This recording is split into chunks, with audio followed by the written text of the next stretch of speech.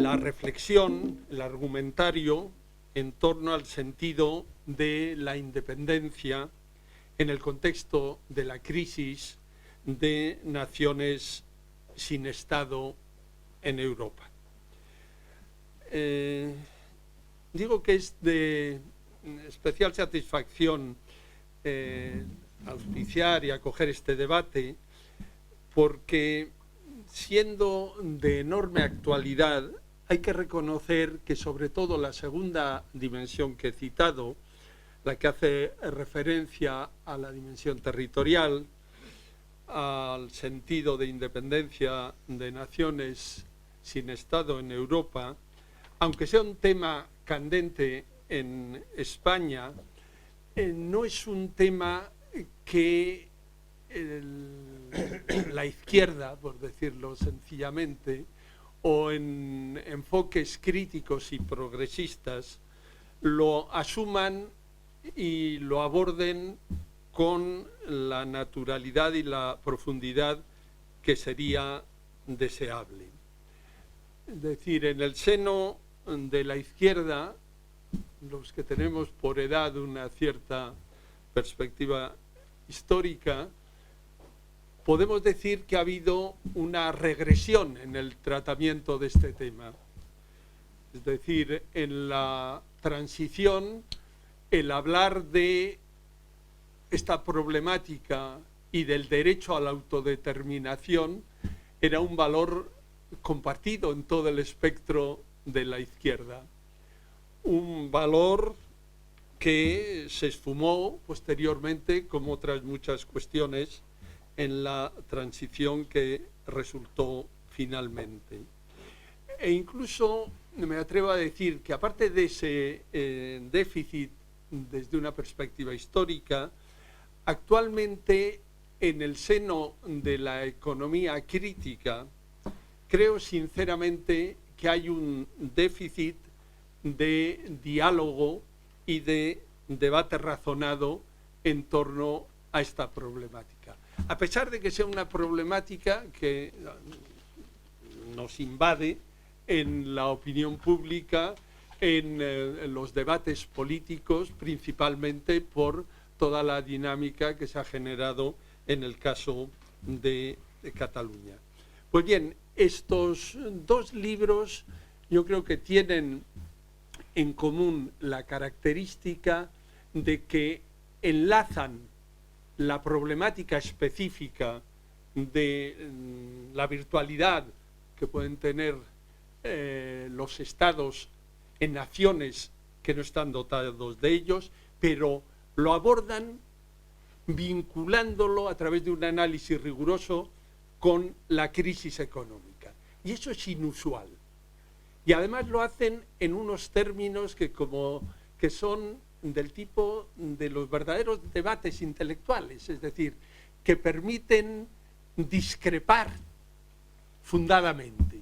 Ellos exponen razones y se puede dialogar con ellos desde el acuerdo o desde la discrepancia. Entonces eso, sinceramente, me parece que tiene una enorme importancia, porque la problemática de la configuración territorial en el contexto de la crisis no es un tema menor, no es un tema que permita decir, hablemos de cosas serias, hablemos del desempleo, hablemos de la sostenibilidad y dejémonos de esas minucias para cuando escampe y ya podamos ocuparnos de cuestiones menores. Eso no es así.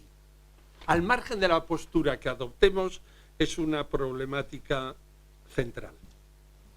Bien, matizo algunos rasgos particulares de ambos textos. Empiezo por aquello del orden alfabético, por el de Jordi Angusto, que es una persona que se ha dedicado a la universidad, pero ha tenido también una actividad profesional intensa relacionada con los temas de innovación, intentando enlazar la actividad en el plano teórico con el mundo real, la práctica en el terreno productivo y en el terreno empresarial. Y actualmente está está dedicada a reflexionar sobre la crisis y sus salidas, ¿no?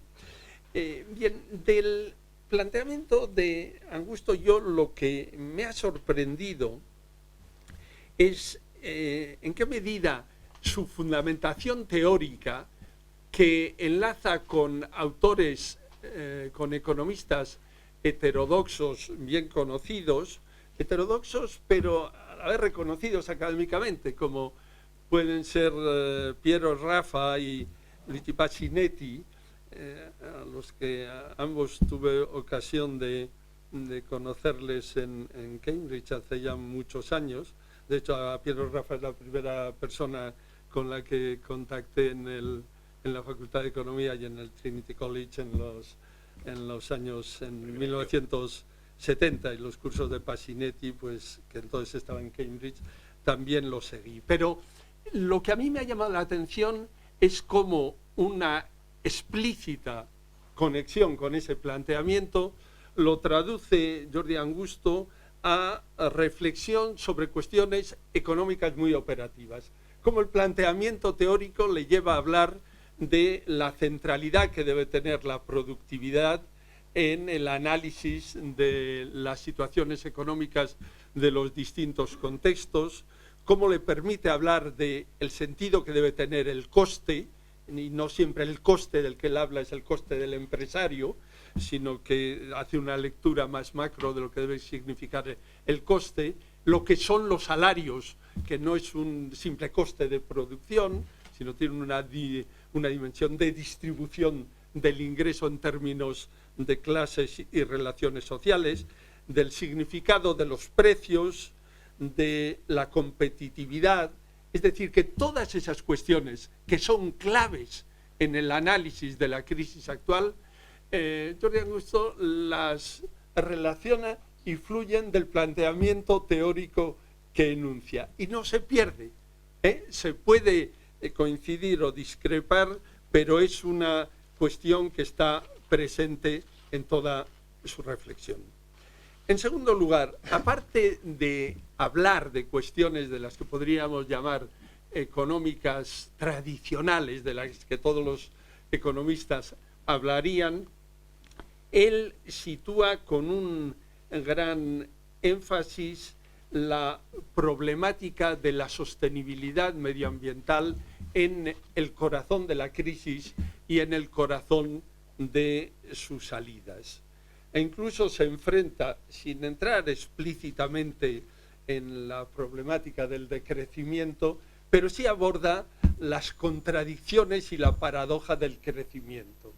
En la medida en que, de un lado, parece imprescindible para poder tratar y aportar soluciones a problemas inmediatos, como pueden ser el paro, pero por otro lado lo ve como una tendencia imposible si se imputan con carácter central las restricciones medioambientales. Y esto me parece digno de subrayado, ¿no? Por otro lado, también quisiera decir que, aunque su enfoque es abiertamente crítico y comprometido, no es autocomplaciente respecto a la izquierda o incluso las mayorías afectadas y perjudicadas por la crisis. Es decir, reconoce que tenemos cuestiones que están en nuestro campo, de responsabilidad, de trabajo bien hecho, de necesidad de cooperar, y que, por desgracia, hay también, dentro de los perjudicados, posiciones que son criticables y que habría que superar. Me parece que es una actitud que no abunda normalmente cuando hacemos planteamientos críticos, que focalizamos en lo que debe ser objeto de crítica y pasamos de puntillas sobre lo que nosotros mismos tendríamos que resolver. Y luego, desde el punto de vista de las salidas que postula frente a la crisis, pues ahí se moja en relación a Europa, de la que hace un análisis detallado de sus carencias y de sus insuficiencias, y la salida del euro no la elude. No elude tampoco las dificultades que conlleva, pero la aborda como una vía que me atrevo a decir, que plantea como casi imprescindible para encontrar unas salidas que favorezcan a los intereses de la mayoría de la población y sobre criterios de equidad. Y luego, en el sentido de la Cataluña-Estado, ocupa no la mayor parte del libro, ocupará una quinta parte, y entonces ahí yo creo que él enfatiza, desde un punto de vista teórico, que la productividad, a la que ha atribuido una gran importancia, que la productividad es sobre todo una característica sistémica territorial, y que entonces, al estar vinculada al territorio, desde el territorio se puede gestionar con especial funcionalidad esta variable estratégica para cualquier salida. Habla también de la obsolescencia de los viejos estados y argumenta por qué considera que eso es así, con independencia de que también aluda al deterioro de las balanzas con España, etcétera, etcétera. Pero yo diría que la argumentación principal, la apoyatura fundamental, es esa dimensión de la productividad y la obsolescencia de los estados. Y junto a eso, de que Cataluña existe, porque como él mismo dice, el primer paso es ser, y parte de que Cataluña es. Xavier Vence introduce, tiene aspectos comunes con el planteamiento de Angustio, pero tiene también algunas diferencias significativas. Por ejemplo, él considera muy abiertamente que la crisis actual no se puede tomar aisladamente en sus manifestaciones actuales. Él considera que en el ámbito europeo la crisis marca y es fase final de un declive histórico, y que es la crisis de una Europa neoliberal. Es decir, es la adopción de un modelo neoliberal, y pormenoriza por qué hace esa afirmación.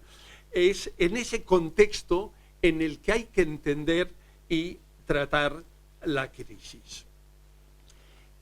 Con lo cual, entronca en una visión amplia de la economía mundial, como es propio de un catedrático de economía, que también ha trabajado especialmente en cuestiones de economía de la innovación, que ahora economía regional, que ahora se ocupa en eso que nos absorbe a todos, que nos capta como un agujero negro, que es la crisis, y desde la perspectiva de su línea de trabajo, persona vinculada a asociaciones de economía mundial, de economía regional y de larga trayectoria, no solo en el mundo gallego, dentro del que actualmente es portavoz nacional del bloque, sino también dentro de la economía española. Otro énfasis que pone Xavier en su análisis es que para entender la crisis que vivimos hay que partir no solo de sus manifestaciones más fenoménicas, que es si la prima de riesgo, si el Banco Central se comporta de esta manera o aquella, o si la señora Merkel, cuestiones que analiza, pero él pone énfasis en la heterogeneidad de la base productiva. Y como toda la construcción del euro ha sido una construcción en la que ha estado ausente una convergencia real. Ha habido una convergencia nominal a la que ha subyacido una divergencia real. Y considera que eso es un aspecto de gran importancia para poder entender lo que está sucediendo. Para él, las salidas frente a esta situación que analiza, abordando también cuestiones institucionales, etcétera, se las plantea en términos de escenarios. Es decir, no se decanta tanto por decir la salida del euro como opción, la contempla, pero contempla que puede haber un escenario de profundización del neoliberalismo, un escenario de democratización de Europa, no más Europa, sino refundación de otra Europa, y luego también un desmontaje de esta Europa neoliberal que es la que actualmente vivimos. Y su fundamentación del sentido que puede tener las naciones sin Estado en el contexto actual, pues es teórica y a la vez es empírica, es decir, maneja datos que pueden ser en algunos casos discutibles, pero no se queda solamente en el discurso, en el razonamiento general de las dificultades de los grandes estados centrales, que las subraya, pero él señala que incluso en la eurozona, donde ha habido una gran cesión de soberanía por parte de los estados siguen teniendo un papel importante, de primer orden. Y por tanto, no es intrascendente disponer o no de un Estado para tratar los problemas que suscita la crisis, porque la disposición de un Estado permite políticas sectoriales y los viejos inconvenientes del tamaño de los Estados para ser viables han quedado superados por el propio hecho de la creación del espacio europeo. Y a todo esto aporta datos empíricos comparativos de cómo se comportan países según su tamaño, países pequeños, países grandes y las regiones y naciones sin Estado. Bien, yo quisiera, para terminar, suscitar tres preguntas dirigidas a los autores y también al público, ¿no? Es decir, hay una parte del problema que es intraeuropeo. Es decir, Europa, la eurozona, no tiene un desequilibrio agregado de balanza corriente respecto al resto del mundo. Es decir, la eurozona como totalidad no tiene una problemática de endeudamiento respecto al resto del mundo si lo miramos en términos de balanza corriente agregada. Entonces mi pregunta es, ¿en qué medida no podrían tener virtualidad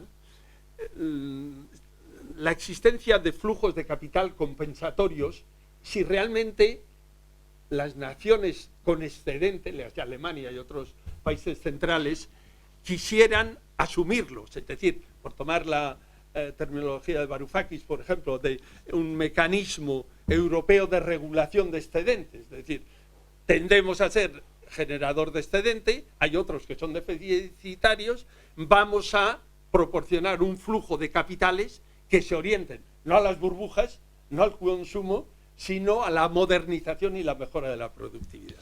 ¿En qué medida eso podría tener virtualidad? Y en segundo lugar, a ambos les preguntaría ¿qué articulación o qué prioridad entre dos estrategias presentes en ambos libros? Por un lado, la de lucha contra la lectura neoliberal de la crisis, la lectura dominante reaccionaria, y el logro del Estado propio. ¿Son cosas separadas? ¿Son cosas articuladas?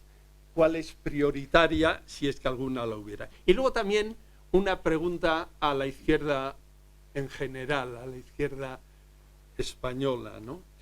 ¿Y qué pasaría si lo más funcional para luchar contra la crisis, contra la gran involución, fuera el planteamiento de que las naciones sin Estado lo tuvieran?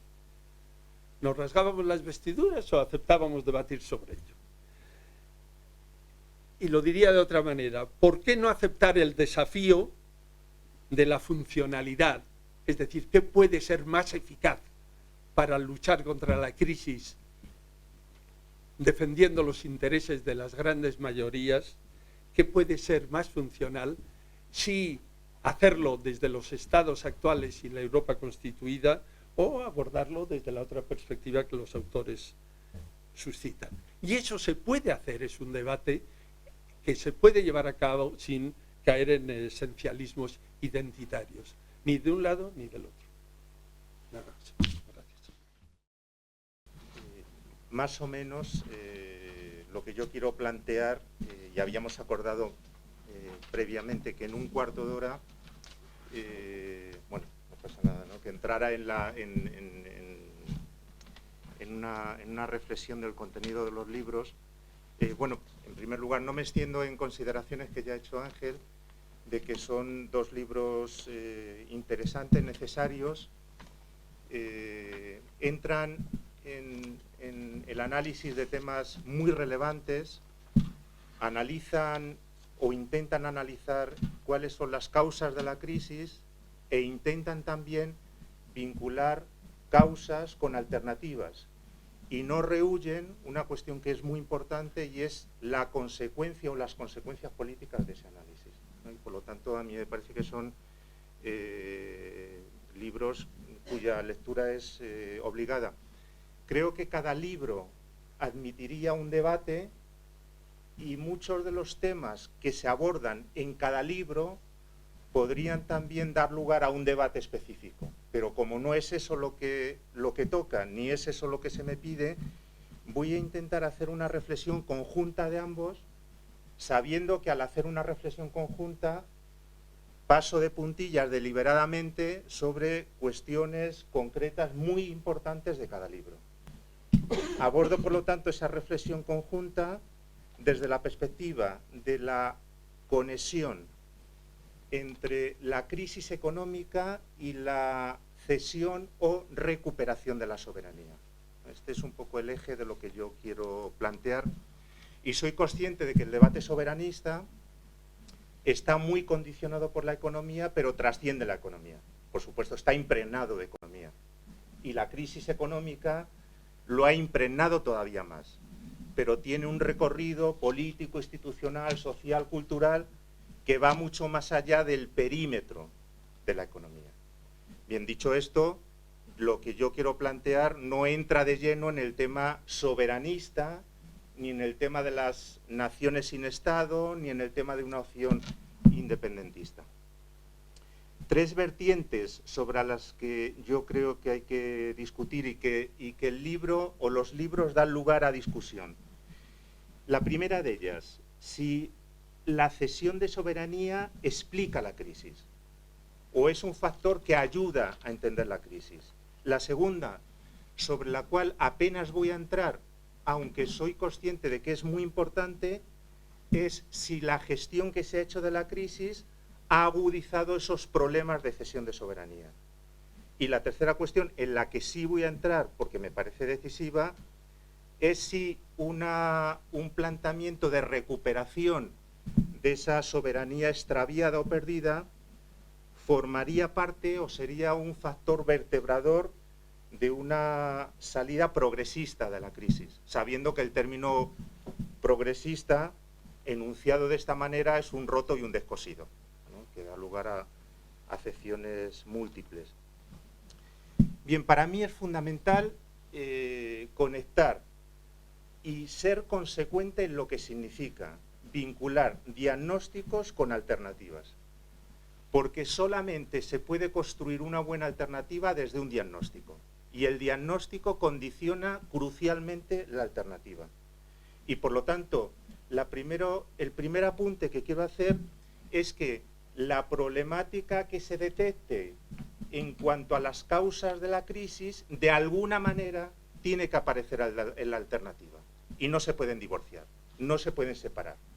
No podemos proponer un análisis X y que ese análisis X solo reaparezca periféricamente en la alternativa. En mi opinión es una cuestión central, cualquiera que sea el espacio donde esa alternativa se pueda materializar.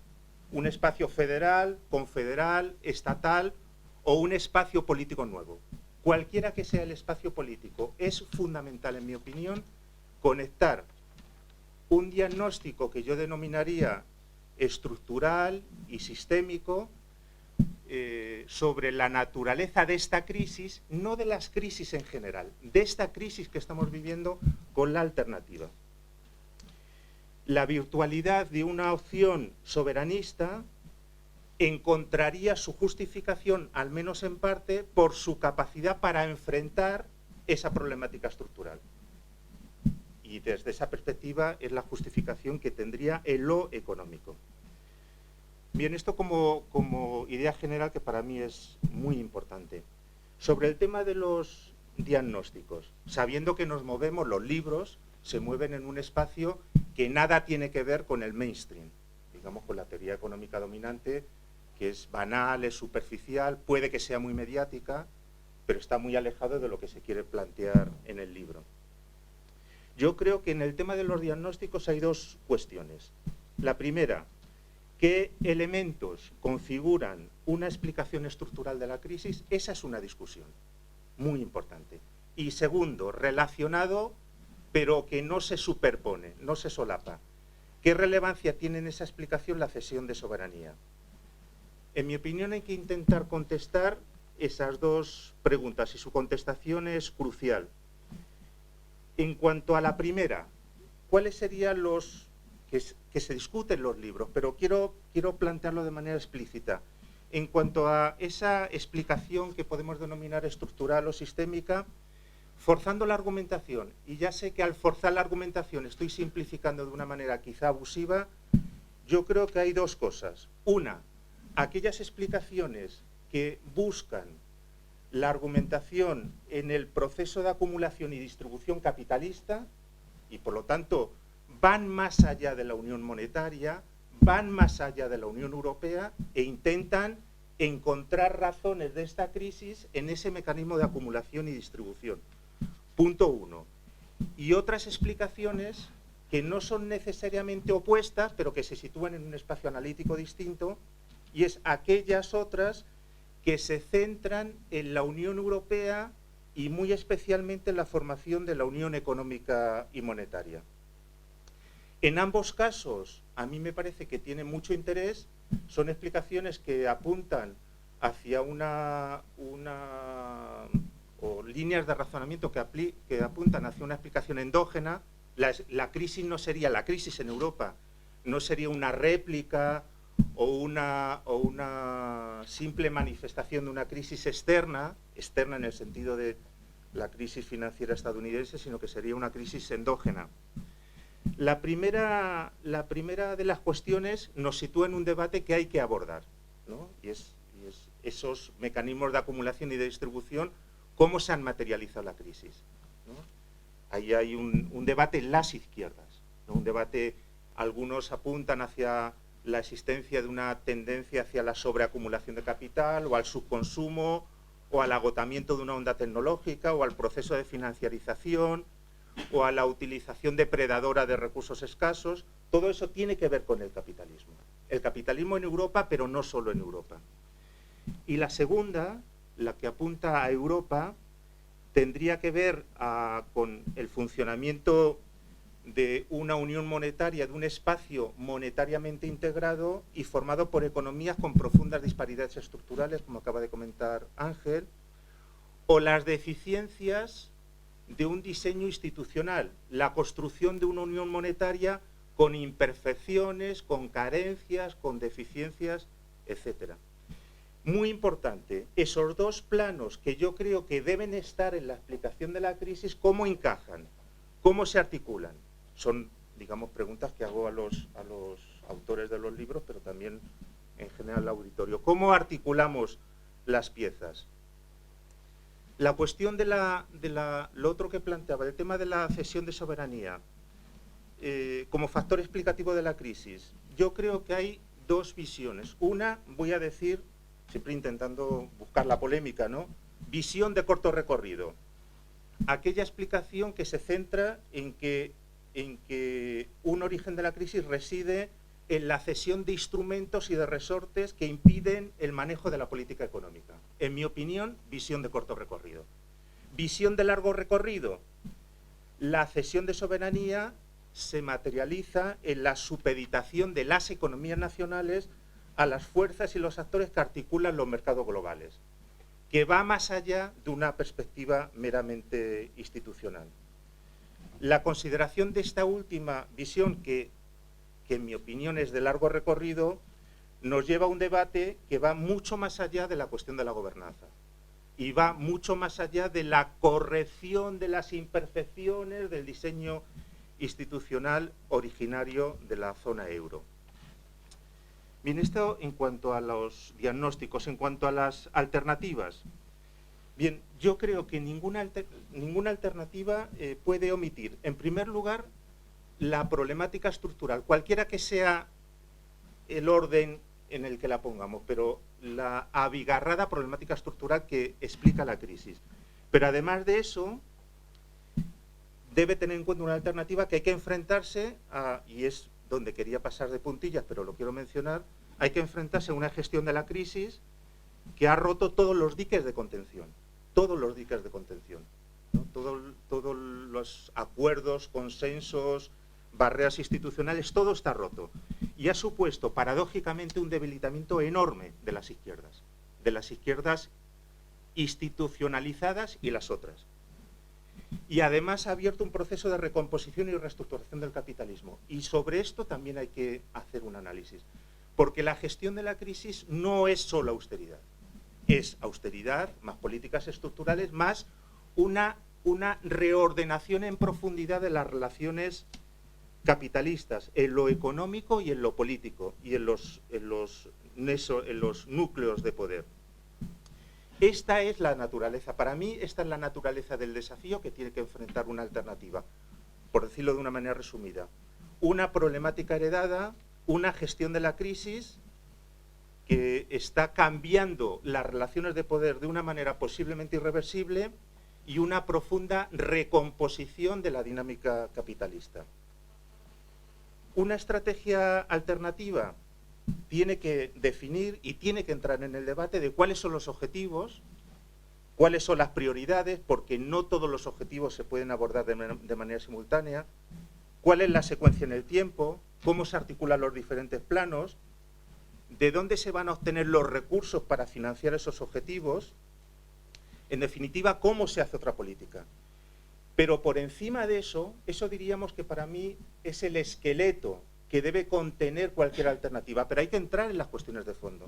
Y las cuestiones de fondo, algunas de ellas, es cómo se transita a otro modelo productivo, cómo se crea empleo suficiente y sostenible, cómo se reestructura el sector financiero, cómo se avanza hacia una economía sostenible.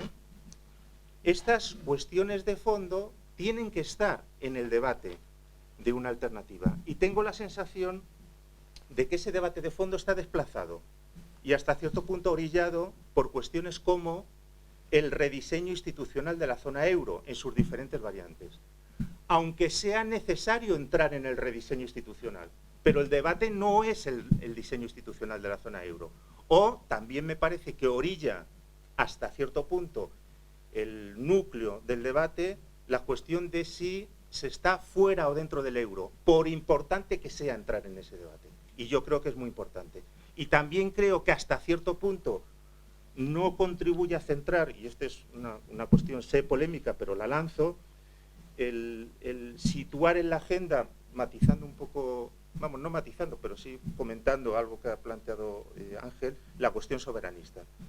Creo que hay cuestiones de fondo que deben ser el eje de la discusión e integrar las otras cuestiones en ese eje central de la discusión.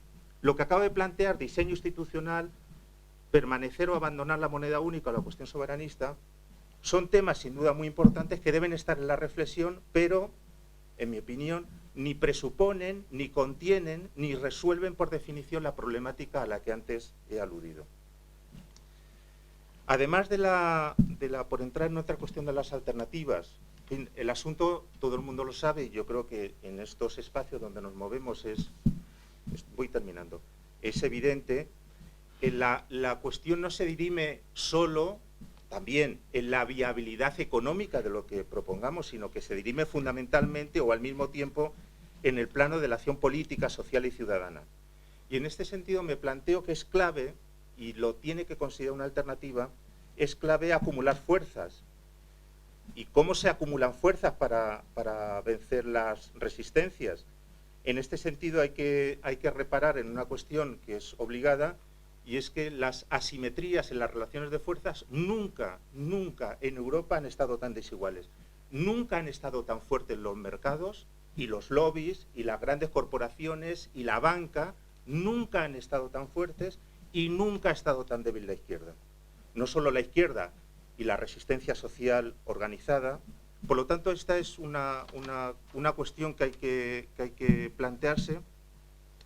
Y una parte esencial del debate debe plantear, desde la perspectiva que yo estoy defendiendo, no debe eludir la complejidad de hacer otra política. Porque en ese magma social potencialmente interesado en que las cosas vayan en otra dirección, hay que ser consciente de que hay diversidad, colisión de intereses en presencia. Cualquier alternativa, también las que pudiéramos denominar como progresistas, tienen costes, tienen beneficios. Estos costes y beneficios se distribuyen de manera desigual. ¿Cuáles serán los mecanismos de compensación?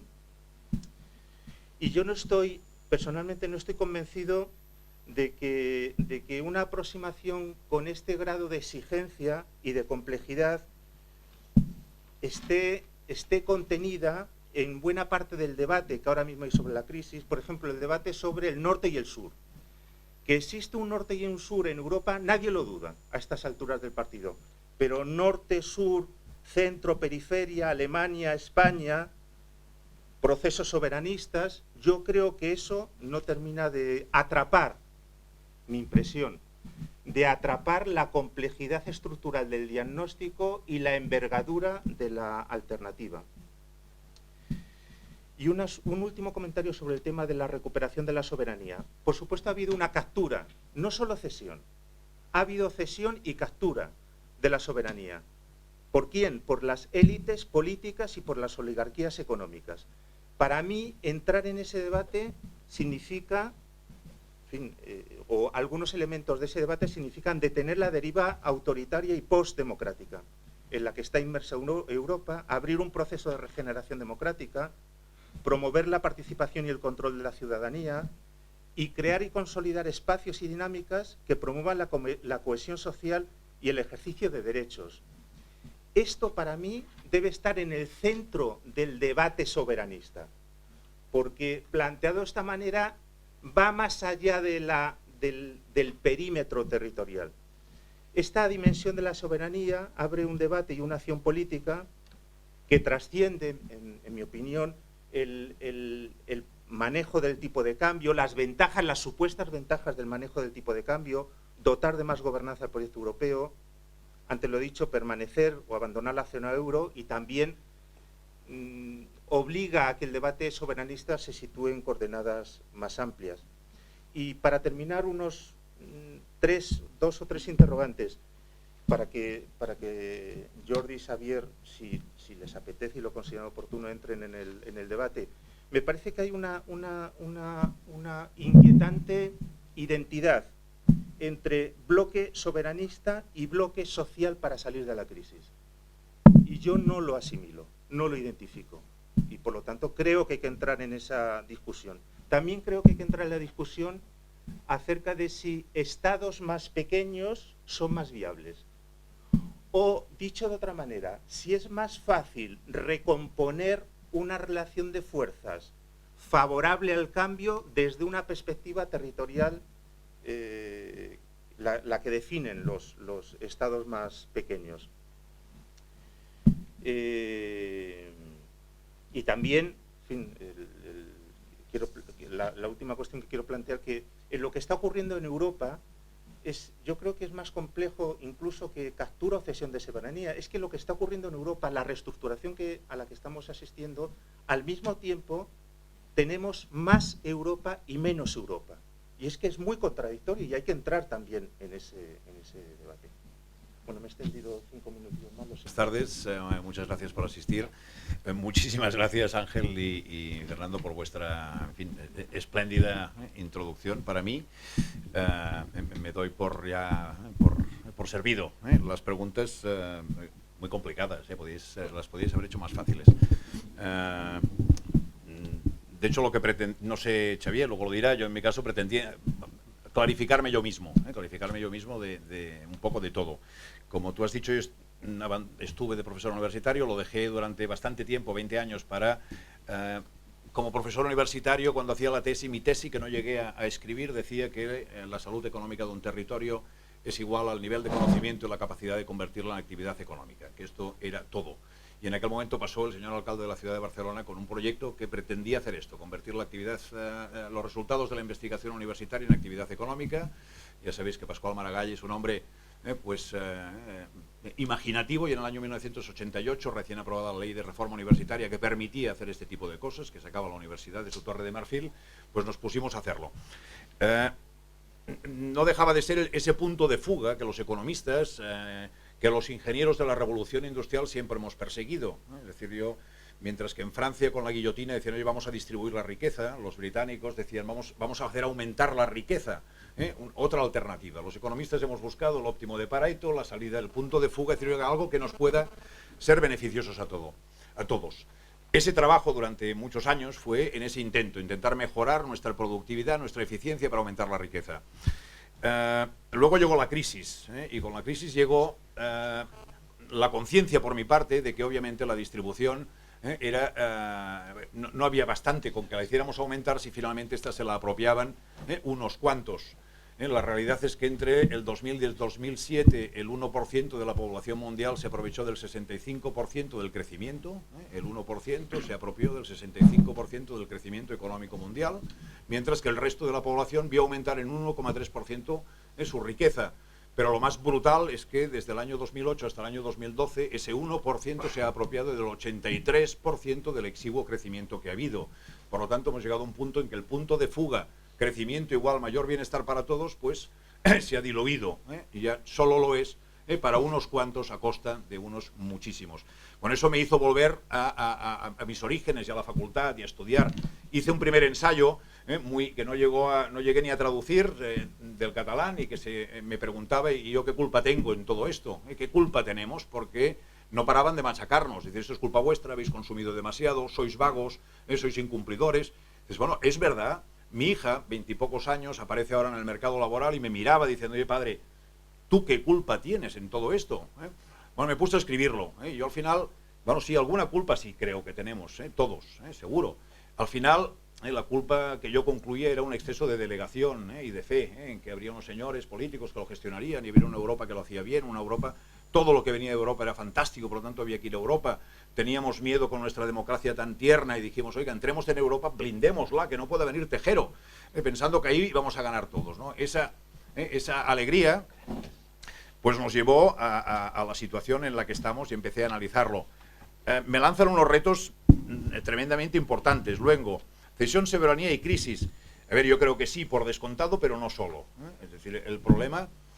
es que, y ya no sé si la palabra neoliberalismo es suficiente, es decir, yo creo que también hay factores de productividad incluidos. Estamos en un proceso de oligopolización mundial brutal. Si nosotros cogemos y miramos nuestra renta, ¿en qué la gastamos? Y decimos, a ver, energía, oligopolio petrolero, oligopolio energético. La ropa, o el señor Amancio Prada, si es deportiva se lo estamos dando a 2 marcas, el 80%. Los coches se lo estamos dando a 5 marcas en todo el mundo. Una empresa controla el 63% de la minería. 2 empresas, una de ellas Monsanto, casi el 80% de los fertilizantes. Todo lo que comemos en realidad estamos contribuyendo a los oligopolios. Unos oligopolios que tienen una característica nueva que no tenían en el pasado. En el pasado eran del estilo del petrolero. Unos señores, hacemos un trust y esto nos va a permitir aumentar el precio. Hoy en día está apareciendo un oligopolio en el que no es más ineficiente que la competencia, sino lo contrario. Es decir, IKEA es capaz de producir muebles mucho más barato que una infinidad de empresas en competencia. Por tanto, el recurso, digamos, del Adam Smith revolucionario que decía, oiga, libre competencia para anular los monopolios, se ha acabado, no es suficiente. Estamos en un contexto, por lo tanto, yo diría que nuevo, y que nos sobrepasa tremendamente. Cesión de soberanía, ¿por qué sí crisis? Bueno, pues porque, como explicabas antes, Ángel, yo soy y luego por práctica creo que realmente la productividad, es decir, no que seamos, ni él, ni yo, ni los españoles, los griegos, menos productivos que los alemanes, sino la productividad entendida como una característica sistémica, territorial, que tiene que ver con el conocimiento, tiene que ver con la tecnología, tiene que ver con la organización, tiene que ver con los hábitos, es decir, eso, todo ese conjunto, un territorio definido como un sistema soberano en tanto en cuanto tiene un precio, tiene una capacidad de poner unos aranceles, esa soberanía establece un sistema económico que es diferente de otros sistemas económicos soberanos. Y esa diferencia la establecemos a través del tipo de cambio. La moneda es la que pone en equivalencia un sistema económico con otro. Mi hipótesis es que el tipo de cambio tiende a ser la inversa de la productividad, de esa característica sistémica de los diversos países. En realidad, los problemas de tipo de cambio y de patrón oro pues han sido problemas de todo el siglo XX. Y cada vez que se ha establecido una paridad fija, ha habido problemas en Europa a muerte. Pues no sé cómo se nos ocurrió volver a montar una paridad fija a través del euro. Para que eso se mantuviera, la paridad que establecimos en su día, era necesario que todos los agentes de la Unión Monetaria tuvieran un crecimiento de precios y real de su economía parejo. En el momento en que eso se desequilibrara, la paridad, si hubiera habido moneda, se hubiera descompensado. ¿Qué sucedió? Los países más desfavorecidos, menos desarrollados, crecieron mucho más que el centro por razones obvias y ayudados por el centro. Cuanto más crecían sus precios, más poco competitivo se hacía. Por lo tanto, el euro ha sido una máquina tremenda de transferencia de flujos norte-sur. ¿En qué sentido? Nosotros nos endeudábamos, teníamos déficit comercial, les comprábamos más que les vendíamos. Para poderlo pagar nos devolvían ese dinero en forma de préstamo, lo suyo era en forma de ingreso, lo otro era en forma de préstamo. Eso ha sido un tremendo flujo, transferencia de dinero norte a sur. Por lo tanto, la soberanía y crisis, por descontado, que para mí están absolutamente coligadas. Se hizo una unión monetaria sin otros mecanismos de ajuste. No es nuevo. Si nos vamos a la Italia de la lira, una unión monetaria un poco más antigua, pero tampoco tanto, o nos vamos a la España de la peseta, una unión monetaria, pero tampoco tanto, también hubo esas asimetrías. ¿Qué hubo? Un Estado central que lo que hacía es esos flujos compensatorios de los que hablabas tú y habla Varoufakis. Nos gustara o no a los catalanes, les gustara o no a la gente de la Padania, el Estado central redistribuía esos flujos internos. Cataluña tradicionalmente tenía un superávit comercial con el resto del Estado y tenía un déficit fiscal con el resto del Estado. Eso mantenía, nos gustara o no nos gustara, mantenía esos flujos que Varoufakis propone ahora a nivel europeo. En ausencia de nada de eso, la situación en la que estamos es radical y absolutamente insostenible. La pregunta tuya, ¿se podrían establecer sobre el papel por descontado?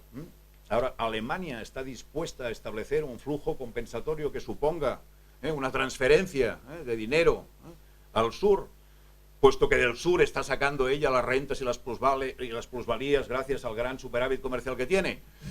Bueno, mucho me temo que no. Habría otros mecanismos que propone Varoufakis, por ejemplo, y estoy totalmente de acuerdo, un seguro de desempleo europeo. Si estamos en la Unión Europea, no hay paro español, no hay paro griego, hay paro europeo y por lo tanto hay un subsidio que pagamos entre todos.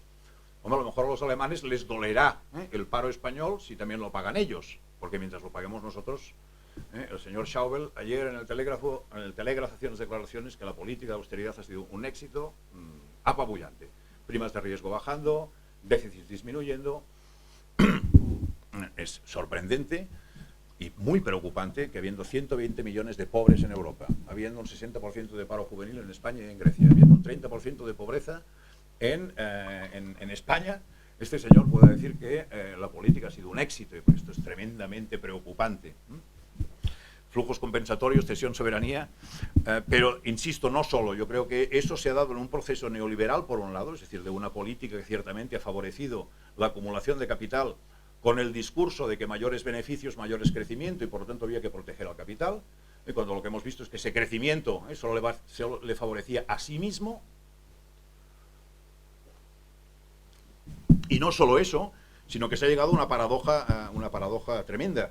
A ver, los faraones, digo en algún sitio en el libro, para que el grano que no le pagaban a sus cultivadores, se lo pagaban a los esclavos para hacer pirámides. Nos podría parecer estúpidos, pero al final, o todo lo que se produce se consume, o si no, se acumulan los almacenes, se pudre, o bien, si hay empresas y ven que sus almacenes aumenta el producto, lo que hacen es disminuir la producción y la contratación y vamos en decrecimiento. esa grandísima acumulación de dinero, finalmente, con un consumo decreciendo, ¿qué podía hacer? Bueno, pues especular o hacer viviendas, como en España. En realidad, mientras que nos acusan de haber consumido en exceso, el problema es que consumimos poco. No compramos ese 1,5 millones de viviendas que nadie quería. Esa es nuestra gran culpa. Y como esa es nuestra culpa, rescate bancario y ahora lo pagamos. Vía deuda pública estamos comprando unas casas que nunca teníamos que haber hecho, que financiaron ellos, pero que hemos de pagar nosotros, lo cual es sorprendente, cuando además ya tenemos que ver que nuestra costa se ha destruido y eso nos lo vamos a quedar para toda la vida, pero además pagamos las casas. Una de las propuestas que no dices que digo, y que de hecho es con la que estoy más activo, es que yo creo que en este momento lo primero que haría falta ante este soberanismo, etcétera, etcétera, lo primero es una conferencia de países deudores, para plantear mancomunadamente los países del sur, que esa deuda es ignominiosa, esa deuda es injusta y esa deuda no la vamos a pagar. Eso es lo que propondría en esa conferencia de deudores. Para que se sienten en el otro lado, la señora Merkel, su ministro de Economía, que ha triunfado con su política, y a ver qué hacemos. Porque para mí, que me planteo la salida del euro, también planteo que la mejor es la salida de Alemania del euro. Esa sería obviamente la mejor. Porque si saliéramos nosotros, nuestra deuda en euros se multiplicaría. Si salen ellos, nuestra deuda en euros es la misma, su marco subiría, de alguna forma ellos estarían perdiendo deudas, es decir, nos estarían devolviendo parte de las plusvalías que han hecho. A veces ellos lo plantean, pues no es una mala solución. ¿Qué más? Si la gestión lo ha agudizado, bueno, por descontado. En la austeridad ha sido, bueno, ya la puntilla, de la austeridad y todas las mentiras del Fondo Monetario Internacional y la necesidad de bajar salarios se justifica només per un motivo. A través de austeridad, que ya está dando resultados para ellos, que sí, eso sí es cierto. Conseguimos que baje el consumo en este país, conseguimos que las importaciones caigan de forma radical, conseguimos que España tenga un superávit comercial, es decir, que España empiece a generar un flujo de caja para devolver ese préstamo. Es decir, estamos sacando el pan a nuestros hijos, 30%, no sé aquí, en Cataluña 26% de los infantes están en este momento con riesgo, no con riesgo, con realidad de problemas de desnutrición. Es decir, ya de una gravedad que no se había visto en nuestra historia, hay que remontarse a la posguerra civil para poder volver a encontrar esos datos, ¿no? Ese es el único gran triunfo que tiene la austeridad, está restaurando el capital, quienes lo invirtieron hicieron mal, pues ahora lo recuperan porque se lo pagamos nosotros. La pregunta es en qué burbuja lo van a invertir ahora, porque el consumo sigue estando totalmente estancado y por lo tanto inversión productiva, ¿cuál van a hacer? Y ahí vamos, euro y descentralización. Es decir, yo creo que la situación actual es tremendamente inestable, no se puede sostener, se puede romper por un lugar o por otro. La lectura que ha pasado entre medio, bueno, la entrada de Europa también ha roto, como decía antes, cada moneda un sistema económico, una productividad, una distribución de la renta. Aquí teníamos, digamos, en España un determinado acuerdo, unas compensaciones fiscales. Eso se ha roto con la crisis de forma brutal. Es decir, no os mostraré gráficos, el libro está lleno. Cataluña tradicionalmente era la fábrica de España y eso significaba que compraba inputs, muchos de ellos a la propia España, los manufacturaba y los vendía, muchos de ellos a la propia España. Teníamos un superávit muy importante con el resto del Estado, un déficit con el resto del mundo, del cual comprábamos otros inputs, de España materias primas, del resto del mundo comprábamos maquinaria, tecnología. Bueno, pero con la crisis eso ha cambiado radicalmente, es decir, ahora en este momento Cataluña ya casi no tiene superávit comercial con España, ha caído radicalmente las compras del resto de España a Cataluña, las compras de Cataluña al resto de España casi no han disminuido, también por la crisis, pero muy poco, han disminuido mucho más las ventas, y no creo que sea efecto de ningún boicot comercial, sino del boicot del hambre, es decir, puesto que la demanda ha caído, pues obviamente se está comprando menos en todos los lugares. Y en este momento el superávit comercial de Cataluña con España es similar al que tiene Cataluña con Francia. ¿Qué quiere decir esto? Hombre, que el pacto que había, es decir, yo tengo un superávit comercial y un déficit fiscal, pues ahora en este momento ya no se aguanta. Y por lo tanto la lectura en Cataluña es decir, oiga, ahora ya ¿por qué tengo déficit fiscal? Otra, ¿por qué España se empecina en no aceptar que hay una cosa que es el principio de ordinalidad que parecería de bastante sentido de común? Que quiere el principio de ordinalidad dice que el que ayuda no puede estar en peor situación que el ayudado. Y a priori uno diría que esto es bastante lógico. ¿Cuál es la situación real según Cristóbal Montoro? Cataluña es la tercera comunidad en generación de PIB y es la octava después que se ha hecho la transferencia fiscal. Es decir, hay 5 comunidades que pasan a estar en mejor posición que aquella que les ha ayudado. Y esto, soliviante, pensemos una cosa. El capital en este país no paga impuestos en ningún sitio y tampoco en Cataluña. Por lo tanto, quien hace la transferencia fiscal son los trabajadores, que son los que contribuyen principalmente a las arcas públicas de aquí y de allí. Es decir, son los trabajadores catalanes respecto a los otros. Pero estos trabajadores catalanes, la mayoría de ellos, o mucha parte de ellos, son extremeños o andaluces, que van en verano a su pueblo y quedan absolutamente alucinados de cómo allí tienen, pues no sé, unas piscinas gratuitas para todos y no las tienen en Cataluña. Es decir, la Cataluña rica ya no lo es. Hay que entender en este proceso soberanista ese 30% de pobreza, de paro juvenil, para entender la situación. No es Bavaria, que dice, oiga, yo no quiero pagar al resto de Alemania, pero aquí tenemos un 3% de paro. No. Tenemos más o menos el mismo que tiene el resto del Estado. Solo el País Vasco tiene y habría que saber por qué o entender por qué, tiene un nivel de paro inferior, pero no entraré. Ahí es donde yo creo que se circunscribe, arranca, despierta ese debate soberanista en Cataluña, ¿no? Y que arranca a todos los niveles. Dice, oiga, si hace falta sin el euro, porque el euro no nos ha ido nada bien. Si es sin Europa, sin Europa. ¿Cuál es? Obviamente la grandísima duda es, en este mundo tremendamente globalizado, con unos oligopolios brutales, con esta distribución de renta en que estamos pagando a los señores de Atlanta, Minnesota, es decir, que voluntariamente estamos creando de IKEA, ¿qué poder tendrá una comunidad autónoma, por muy Estado que ahora le pasemos a llamar? ¿Qué capacidad tendrá si vemos como aquí, cuando viene un señor con 4 duros robados y quiere montar un casino, pierden el culo los gestores de Madrid y los de Cataluña para regalarles lo que sea para que vengan aquí? Es decir, si esa es su capacidad, ¿cuál vamos a tener el día siguiente? Porque nos hemos estado ante esas dinámicas mundiales tremendas, ¿no? Pero al mismo tiempo la autocrítica, donde los sindicatos están yendo también más allá. Es decir, delante de esta globalización están los sindicatos hablando con sus colegas alemanes poquísimo. Tenemos obviamente problemas de idioma, ¿no? Los partidos políticos, estamos hablando con Syriza en Grecia, con Die Linke en Alemania, es decir, con otros partidos con los que deberíamos estar pensando esa nueva Europa conjuntamente. Tanto al final mi propuesta es una Cataluña dentro de una nueva Europa de las regiones, una nueva Europa en la que la unión política siga a la unión económica y en la que de bracito con españoles, gallegos, griegos y portugueses podamos marcar el ritmo en poco o en mucho a esta Europa armamentista, egoísta, etcétera, que tenemos hoy en día. No sé si he respondido, esta sería la propuesta y que quien le interese leerlo, pues estaré encantado de que lo haga y me va a llegar las críticas que considere pertinentes. Muchas gracias. Buenas tardes a todas y a todos.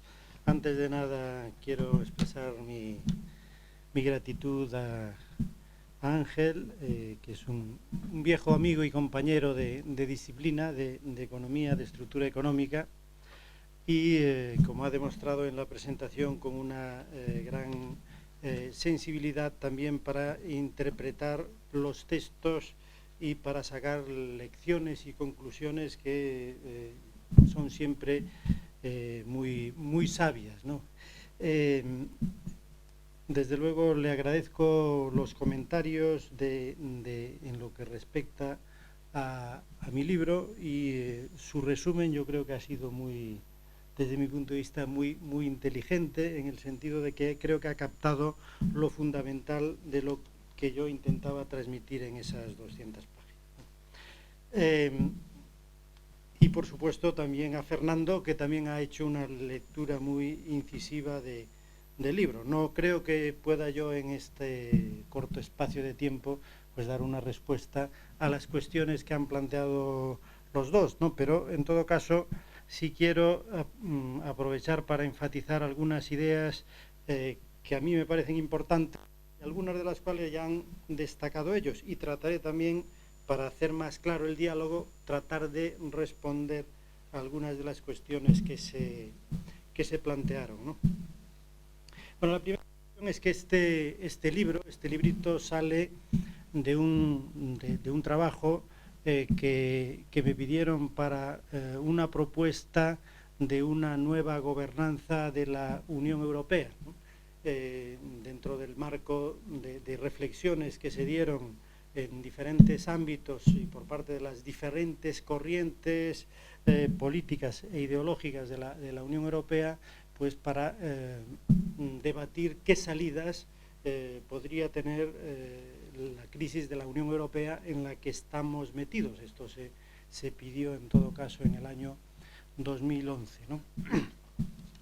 Y este es en concreto una petición, responde a una petición de las organizaciones y los movimientos de las naciones sin Estado de la Unión Europea, ¿no?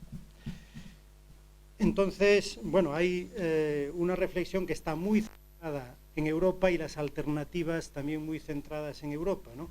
Ciertamente, y como muy bien decía Ángel, y que también se preguntaba Fernando, una reflexión de salida a la crisis, lógicamente se tiene que plantear desde mi punto de vista, desde una perspectiva global. La Unión Europea es un ejemplo regional del proceso de globalización, de liberalización que se ha llevado a cabo en la economía mundial a lo largo de las últimas décadas, ¿no?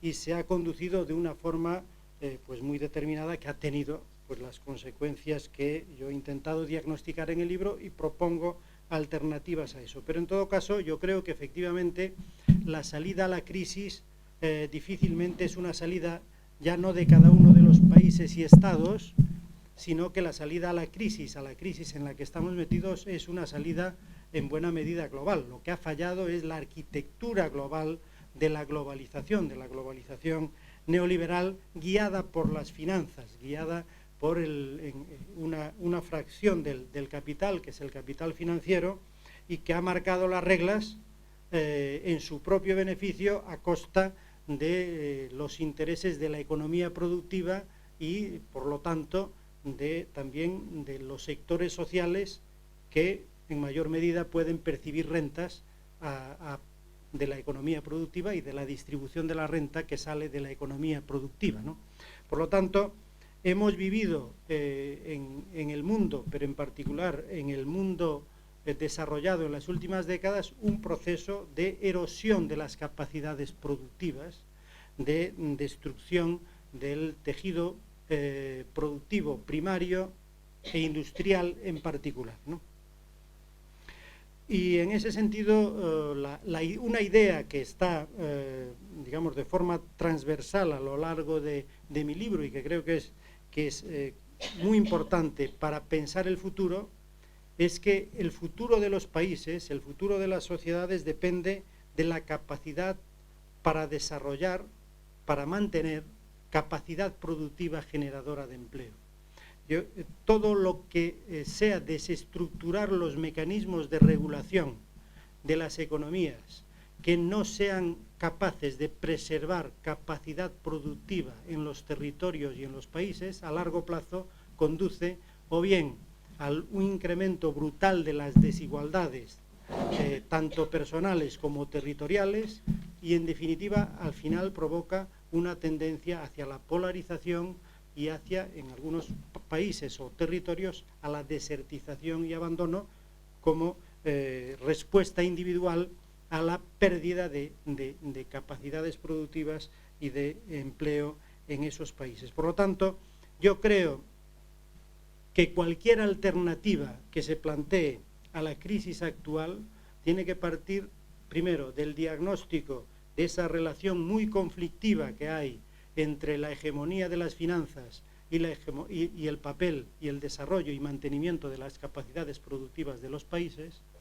y en segundo lugar, que para el mantenimiento de la capacidad productiva de los países, para mantener un cierto equilibrio entre lo que pueda ser la capacidad de compra de un país y la capacidad de producción y su evolución a lo largo del tiempo de forma más o menos equilibrada, es necesario que los países tengan una capacidad suficiente de regulación de sus flujos externos, tanto financieros como comerciales, como de otro tipo, pero fundamentalmente esos dos.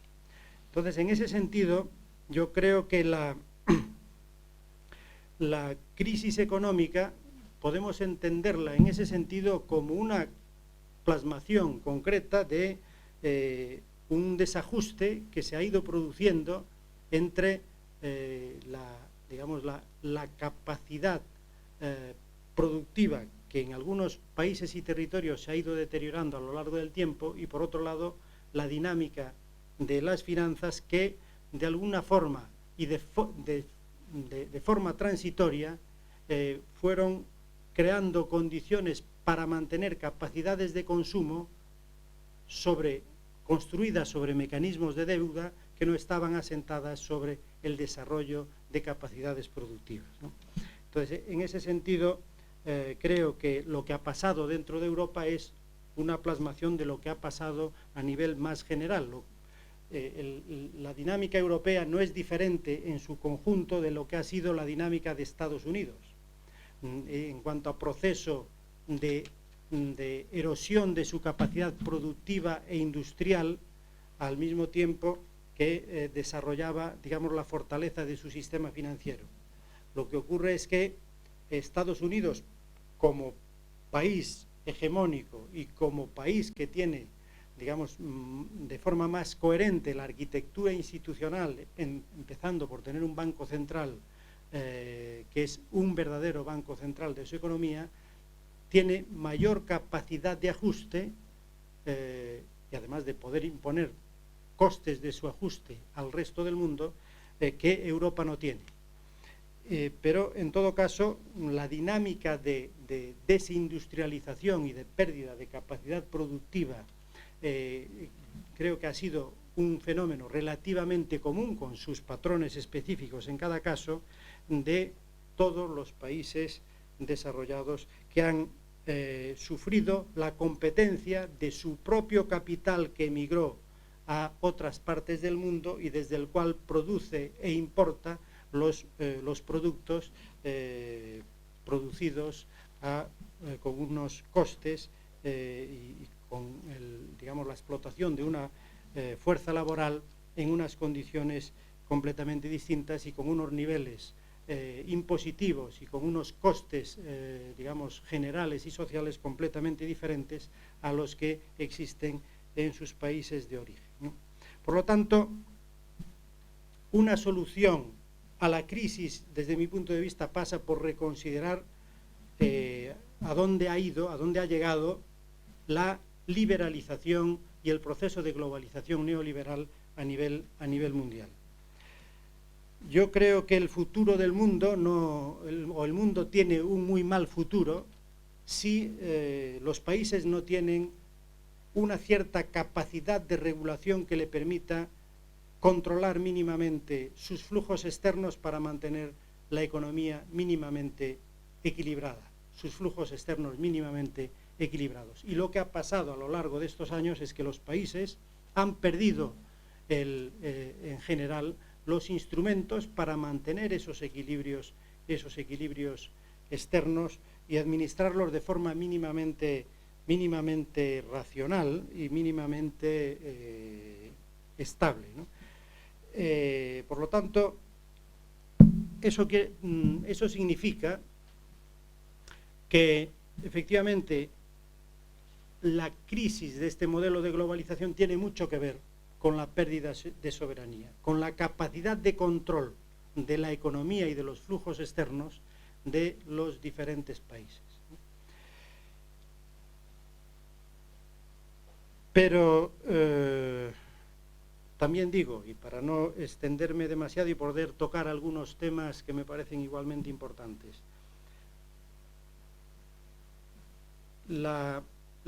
esta crisis realmente no es solo una crisis económica, no es una crisis solo de los mecanismos de acumulación o de las relaciones entre el capital financiero y el capital productivo. Es también una crisis, en el fondo, del modelo social, y de alguna forma estamos viviendo la crisis de una sociedad democrática que se fue construyendo a lo largo de al menos 2 siglos, ¿no? Y Y la cuestión es que la cuestión es que en ese sentido creo que cuando antes Fernando se preguntaba por qué en esta crisis la izquierda pierde, por qué en esta crisis, digamos, los derechos sociales pierden y parece que la izquierda no tiene capacidad de reacción, yo recuerdo, aunque en aquel momento era más joven, que esta misma pregunta era la que se hacía en la crisis de los 70. Y en la crisis de los 70 se decía, ¿por qué con una crisis tan profunda del capitalismo resulta que es la izquierda la que pierde, ¿no? Y es la derecha la que gana? Y de hecho ese fue el momento en el que la hegemonía de la derecha conservadora y neoliberal pues empezó a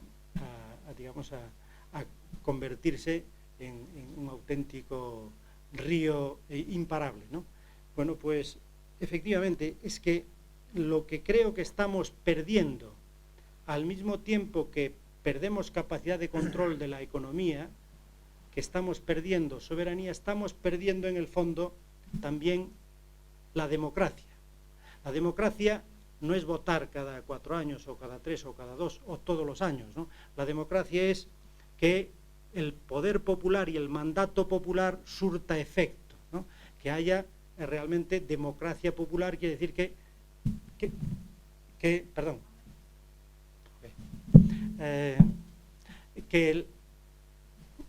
que cuando la ciudadanía se pronuncia en una determinada dirección a la hora de definir su modelo social y su modelo político, eso, por decirlo vulgarmente, va a misa, ¿no?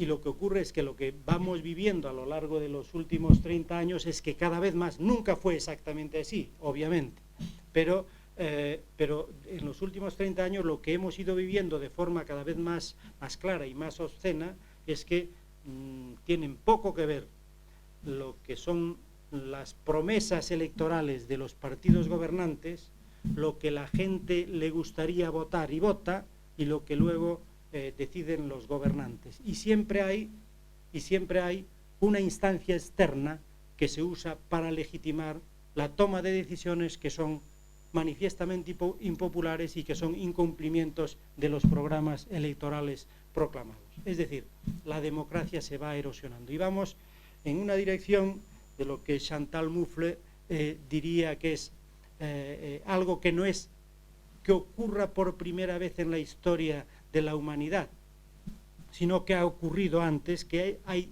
ciclos en los cuales, digamos, la democracia tiene, entre comillas, una impronta realmente popular, y ciclos en los que la democracia tiene un carácter diferente, elitista, cuando hay democracia, y cuando no, ya hay gobierno directamente autoritario por parte de las élites dominantes. Pero en ese sentido, para que se entienda mejor lo que quiero decir, no hay un único tipo de democracia en las sociedades modernas, es la tesis de Chantal Moufle. Hay dos pulsiones y dos tradiciones democráticas que de alguna forma han estado en lucha permanente desde la Ilustración hasta aquí, ¿no?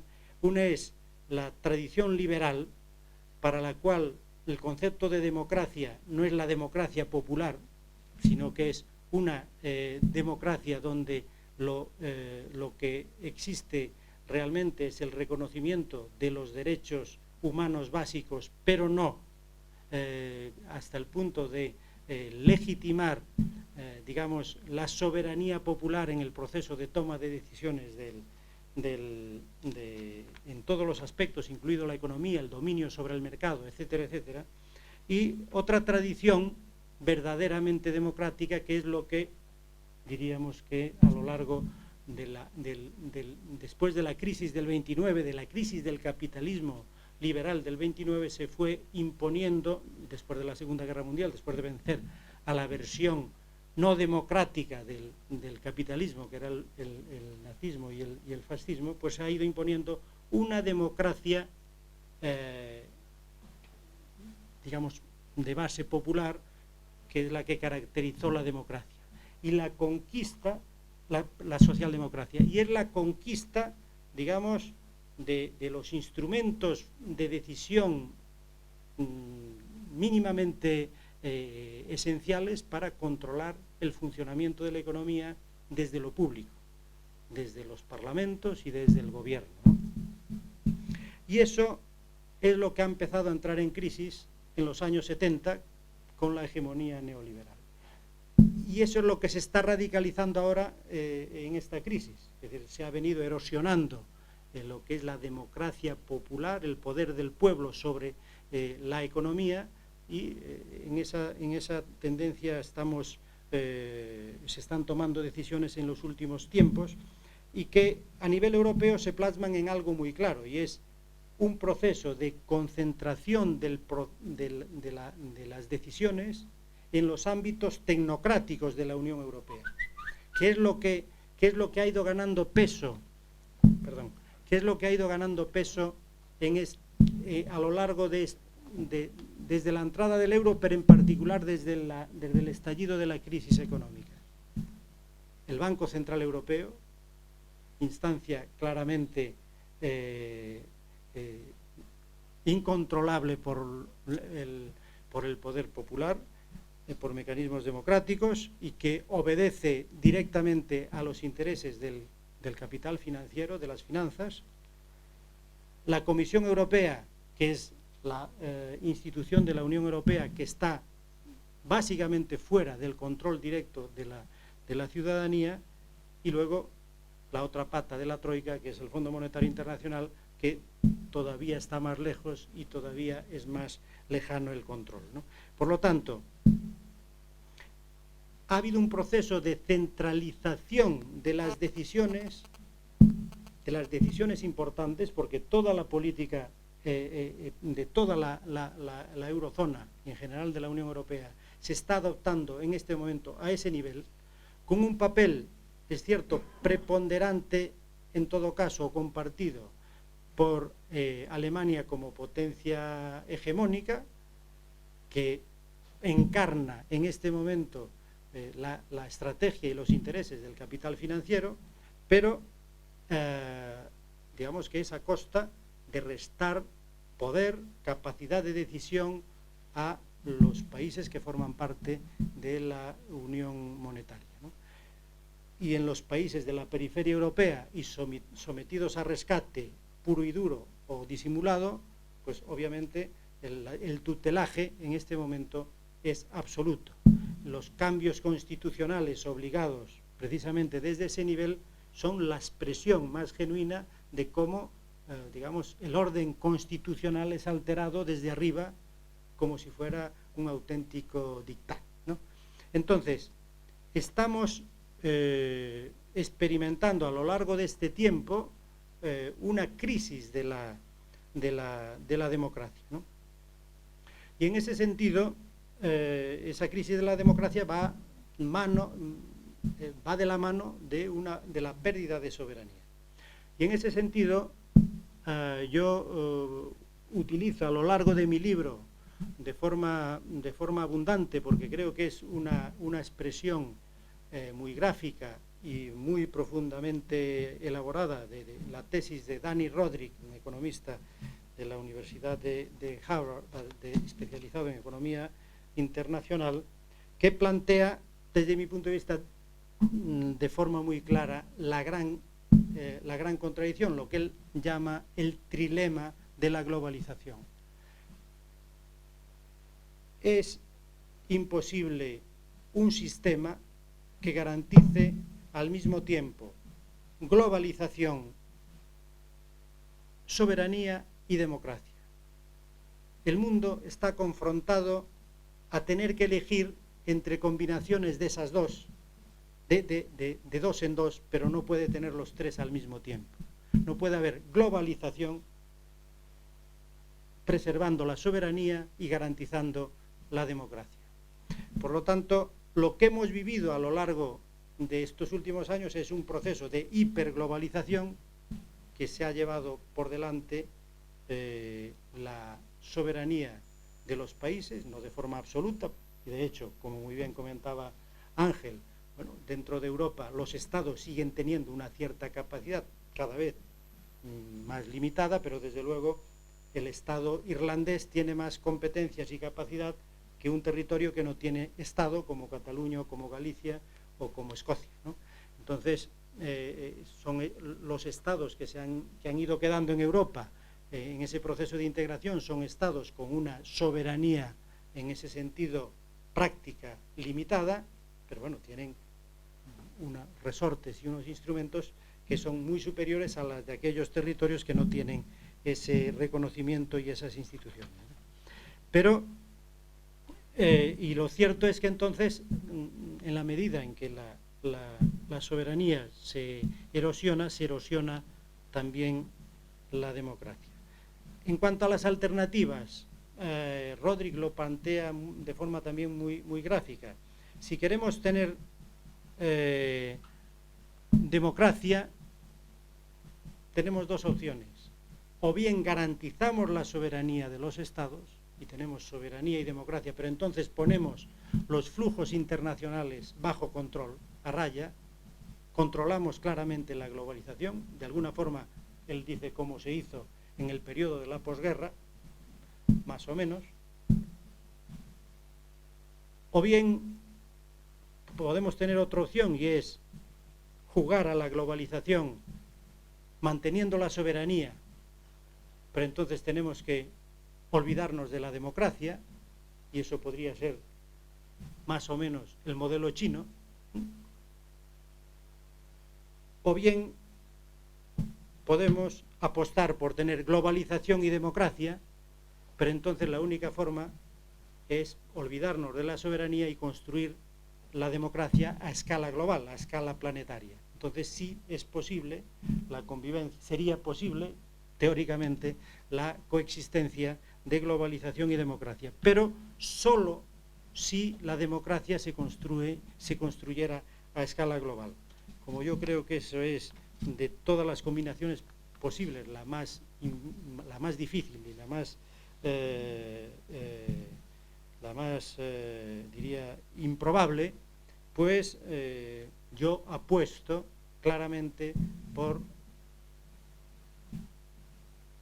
preservar la democracia y para ello insistir en la importancia de la soberanía como elemento fundamental de gestión de las relaciones internacionales. Bueno, y en cuanto, un último tema que creo que ya me he pasado de tiempo, ¿no? En cuanto a una cuestión concreta que planteaba Fernando, la relación entre el tamaño de los países y la salida de la crisis, obviamente no hay una relación automática entre tamaño y resultados económicos. No hay una... jugar con estados más pequeños no es garantía para salir de la crisis, ni tampoco es necesariamente una penalización. Pero lo que sí es cierto es que los estados pequeños tienen algunas ventajas. En un contexto donde los flujos internacionales, desde luego, están relativamente liberalizados, y no es necesario que estén tan liberalizados como lo están ahora para que lo que digo tenga sentido, pues el hecho de que los países tengan dimensiones relativamente modestas o pequeñas hace mucho más fácil el diseño de políticas que se adapten a las necesidades específicas de sus sistemas productivos. Es difícil diseñar políticas sectoriales, industriales, agrarias o de cualquier tipo que puedan responder de forma eficiente cuando se aplican a territorios, a grandes territorios, a vastos territorios que son internamente muy homogéneos.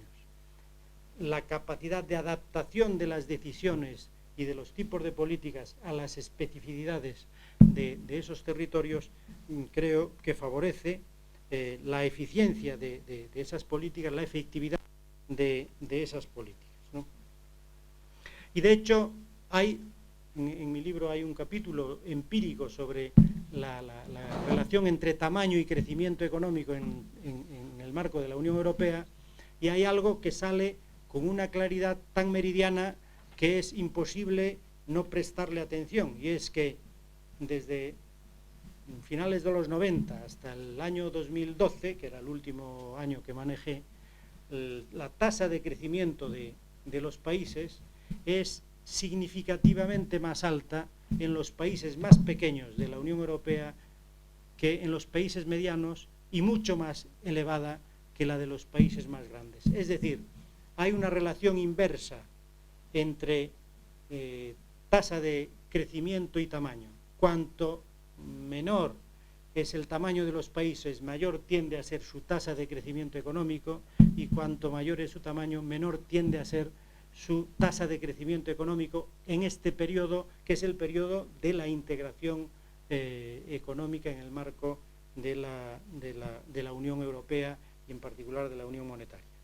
Por lo tanto, empíricamente es indubitable que los datos muestran esa relación muy clara, lo cual alimenta la idea de que países como Escocia, como Cataluña, como el País Vasco, como Galicia, pueden dentro de la Unión Europea obtener condiciones más favorables para el crecimiento económico, teniendo los instrumentos típicos de un Estado que en el marco en los que están insertos. Y de hecho, las acciones, las que he analizado en Estado dentro de la Unión Europea, tienen tasas de crecimiento menores, equivalentes Estados pequeños de la Unión Europea. Lo cual quiere decir que ese empoderamiento institucional de los pequeños países puede ser un factor favorable para impulsar el crecimiento económico. Y eso es algo que merece sin duda al menos una reflexión. Y es algo que en principio yo creo que no va contra nadie, va a favor de va a favor de una Europa en la cual las diferencias territoriales al ese proceso de aumento digamos disparatado de las disparidades regionales, en las cuales toda la periferia europea, en particular el sur de Europa, la estamos pasando muy mal y nos estamos quedando sin capacidad para crear empleo, ¿no? Por lo tanto, esta es una reflexión final y aquí me quedo, y obviamente ustedes tienen ahora la palabra. Encantado de poder continuar el diálogo, ¿no? Bueno, muchas gracias, Javier.